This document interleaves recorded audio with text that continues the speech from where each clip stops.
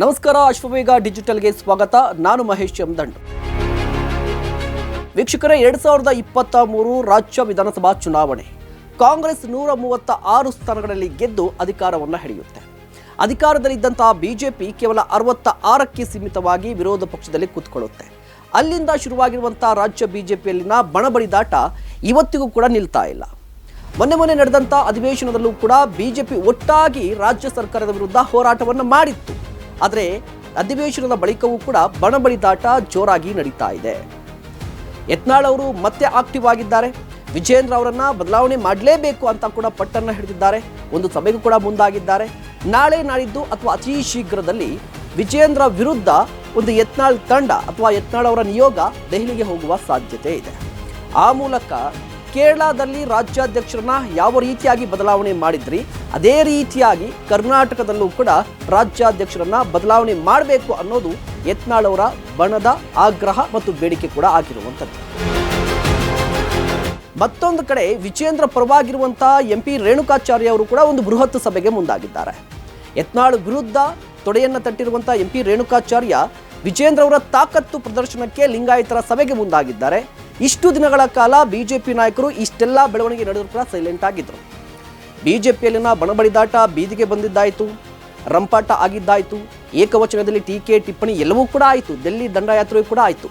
But ಈ ಎಲ್ಲ ಬೆಳವಣಿಗೆ ನಡುವೆ ಬಿಜೆಪಿಯ ಹೈಕಮಾಂಡ್ ಸೈಲೆಂಟ್ ಆಗಿತ್ತು. ಬಟ್ ಈಗ ಏಕಾಏಕಿಯಾಗಿ ಒಂದು ದೊಡ್ಡ ಮೆಸೇಜ್ ಅನ್ನ ಪಾಸ್ ಮಾಡಿದೆ. ಅದು ಕೂಡ ಒಂದು ವಾರ್ನಿಂಗ್ ಕೊಟ್ಟಿರುವಂಥದ್ದು ನೋಟಿಸ್ ಮುಖೇನ. ಬರೋಬ್ಬರಿ 5 ಮಂದಿ ಶಾಸಕರಿಗೆ ಬಿಜೆಪಿ ಹೈಕಮಾಂಡ್ ಈಗ ನೋಟಿಸ್ ಅನ್ನ ಕೊಟ್ಟಿದೆ. 72 ಗಂಟೆಯ ಒಳಗಾಗಿ ಉತ್ತರವನ್ನ ಕೊಡಿ ಅಂತ ಕೂಡ ಈಗ ನೋಟಿಸ್ ಅನ್ನ ಜಾರಿ ಮಾಡಿರುವಂಥದ್ದು. ಹಾಗಾದ್ರೆ ಯಾರ್ಯಾರಿಗೆ ಯಾವ ಕಾರಣಕ್ಕೆ ನೋಟಿಸ್ ಅನ್ನ ಕೊಟ್ಟಿದೆ ಅನ್ನೋದನ್ನ ನೋಡ್ತಾ ಹೋಗೋಣ. ಮೊದಲನೇದಾಗಿ ಶಿವರಾಮ್ ಹೆಬ್ಬಾರ್, ಎಸ್.ಟಿ. ಸೋಮಶೇಖರ್ ಅವರಿಗೆ ನೋಟಿಸ್ ಅನ್ನ ಕೊಟ್ಟಿರುವಂಥದ್ದು. ಈ ಇಬ್ಬರು ಕೂಡ ಬಿಜೆಪಿಯ ಶಾಸಕರು.